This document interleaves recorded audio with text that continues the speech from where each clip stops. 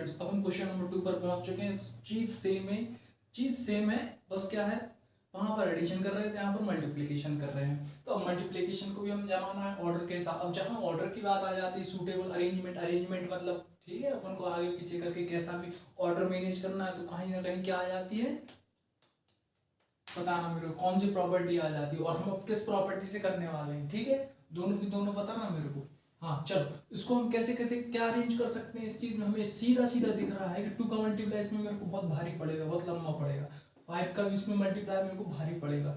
हो सकता है 20 और 50 में कुछ बात बन जाए, तो ऐसे ही करेंगे क्योंकि ये दोनों के दोनों मेरे को इजी लग रहे हैं और आपको भी लग रहे होंगे। तो हम कुछ नहीं, इक्वल्स टू करके बढ़िया इनको एसोसिएट कर लेते। लो मैंने बोल दी कौन सी प्रॉपर्टी लग रही है इसमें, है ना। तो 2 × 50, इसमें कोई दिक्कत नहीं, मैं 50 आगे लिख सकता हूँ या 2 पीछे लिख सकता हूँ, ठीक है।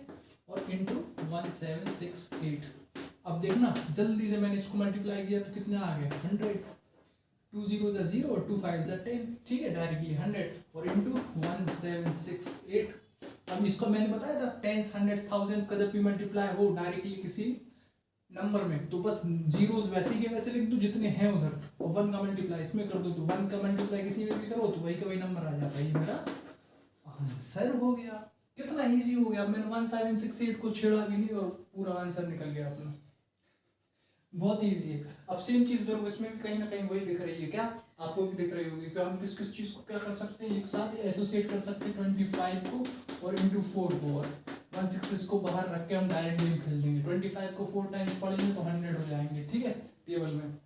और जिस पे देखो ये मल्टीप्लिकेशन नहीं आ रहा तो भाई बाजू में कर ले, कोई दिक्कत नहीं है, ठीक है। बिल्कुल आंसर गलत नहीं होना चाहिए, बनते हुए और फिर गलत हो जाए तो गलत बात होती है। अब देखो इसका डायरेक्ट मल्टीप्लाई 2 0 मेरे एज इट इज आ जाएंगे, 166 एज इट इज आ जाएगा। क्यों, क्योंकि 1 का मल्टीप्लाई 166 में होगा तो ये होगा। तो ये मेरा आंसर है कि नहीं इजी। एसोसिएटिविटी के थ्रू हमारा क्या हो गया, बहुत इजी हो गया। और हम ऑर्डर चेंज कर रहे हैं, देखो यहाँ पर ऑर्डर चेंज कर दिया मैंने, दिया हमें ऐसा था, मैंने इनको साथ लिख लिया 25 को और 4 को, तो कौन सी वाली वो लग गई प्रॉपर्टी, कम्यूटेटिविटी, ठीक है। हाँ तो 2 प्रॉपर्टी लगा रहे हैं। अब नंबर सी और डी देखेंगे फास्ट, ठीक है, बिना समय गवाते हुए।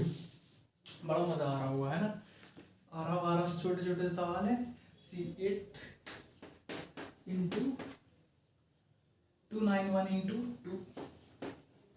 125, ये शायद अपन किसी एग्जांपल में कर चुके थे, है ना, किसी एक चीज का। 625 इंटू 279 इंटू 16 इंटू 16। चलो मैं ये कर रहा हूँ तो देखो जल्दी जल्दी। अब देखो इसका एसोसिएट करना मेरे को ज्यादा इजी है ना, 125 के टर्म्स में जल्दी से जल्दी काउंट कर सकूंगा। तो 125 को एसोसिएट कर देता हूँ मैं, 291 को बाहर रख देता हूँ मैं। अब देखना 8 5 40 की 0 कैरी गई 4, 8 2 16 और 4 20 की 0 कैरी गई 2, 8 1 8 9 10। देखो 1000 आया, 125 इंटू 8, लो हमारा आंसर आ गया। ये तो आपको पता ही है कि कोई भी ऐसे 100 10 थाउजेंड्स वाली टर्म्स में मल्टीप्लाई करते हैं तो 0 एज इट इज आ जाते हैं, 1 का मल्टीप्लाई सामने वाले नंबर के साथ हो जाता है तो वही आ जाता है। और ये मेरा आंसर, इसको मैंने टच भी नहीं किया, 291 को आंसर आ गया। ऐसी सेम चीज अब इसमें देखो, इसमें दिमाग लगाओ, इसमें दिमाग लगाओ, किसको मल्टीप्लाई करने में हमें ज्यादा इजी आसानी होगी, जल्दी दिमाग लगाओ। अब देखो 625 को 279 को कहीं ना कहीं 625 को 16 से मल्टीप्लाई करने में ज्यादा आसानी होगी, यही है ना। हाँ बिल्कुल। तो इसमें थोड़ा सा हमें क्या करना पड़ेगा,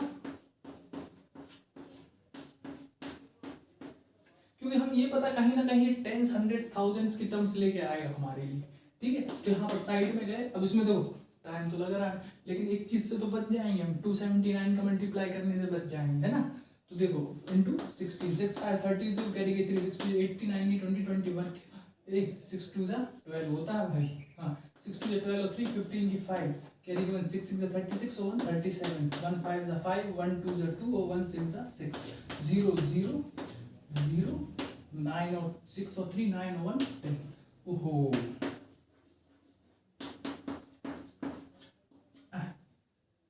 इसलिए देखो ये 625 ये वाली टर्म लास्ट में 5 हो ना और 0 हो, या फिर मतलब 7 और 3 दिख जाए तो कहीं ना कहीं वो हमें बहुत जल्दी से जल्दी क्या है प्रॉब्लम हमको हमारा सिंप्लीफाई कर देती है, ठीक है। तो देखो कितने जल्दी 10,000 आ गया। इसके आगे आपको इसका मल्टीप्लाई करने की जरूरत ही नहीं है, आपको पता है बिल्कुल 4 डिजिट्स तक 0 लिख दो और 279 एज इट इज लिख दो।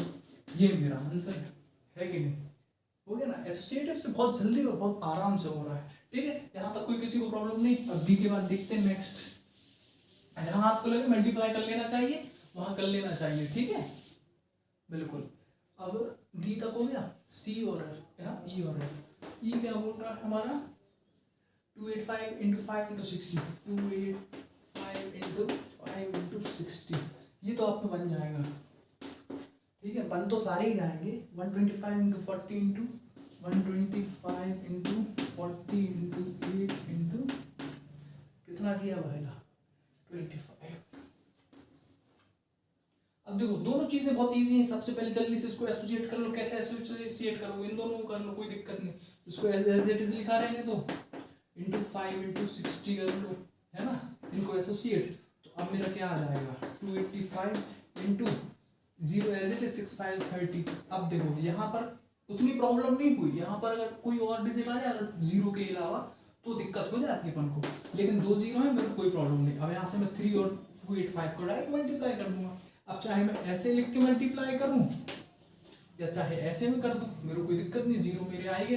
3 5 15 की 5 कैरी 1, 3 8 24 और 1 25 का 5 कैरी 2, 3 2 6 और 2 8। ये मेरा आंसर हो गया इजीली। जिसको ऐसे करना तो ऐसे कर लो। 3 5 15 5 कैरी 1, 3 8 कितने होते हैं 24 1 25 5 कैरी 2 3 2 6 7 और 8। ठीक है।